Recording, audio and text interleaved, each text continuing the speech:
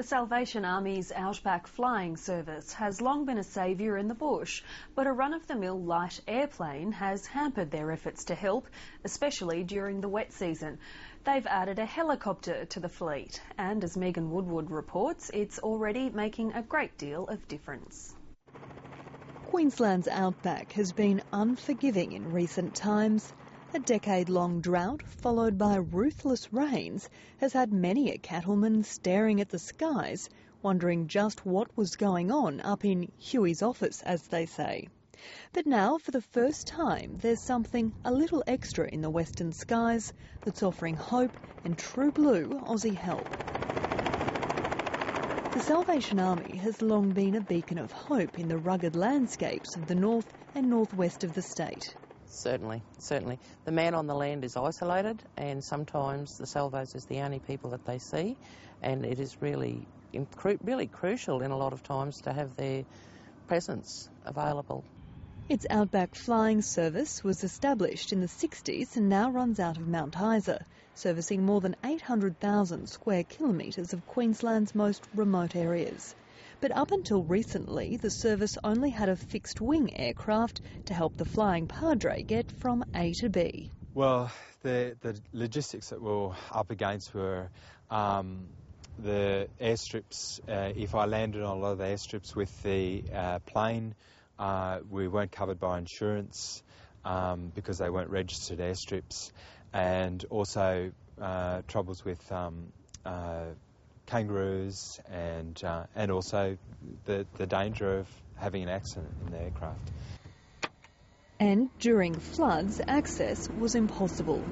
So when a central Queensland grazier, known only as Wild Horse Dawson, left a tidy sum to the Salvos in his will, it was the answer to the Padre's prayers, and the service bought its own chopper.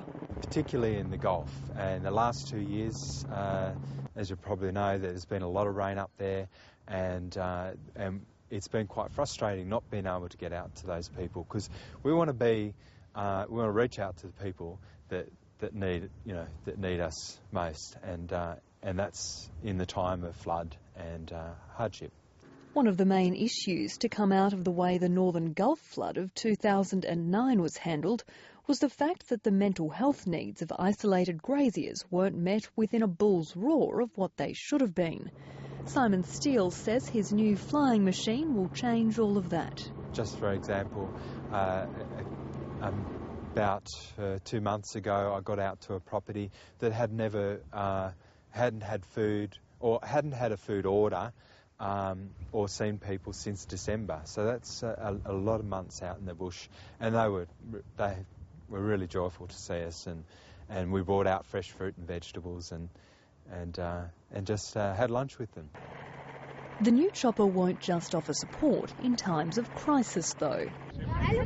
Today, the precious cargo isn't food or parts for farm machinery, but new shoes for kids at the Kemmelwheel Primary School, right on the Queensland-Northern Territory border. People like Liz Flood from the Kemmelwheel Drovers Association will also benefit from the helicopter.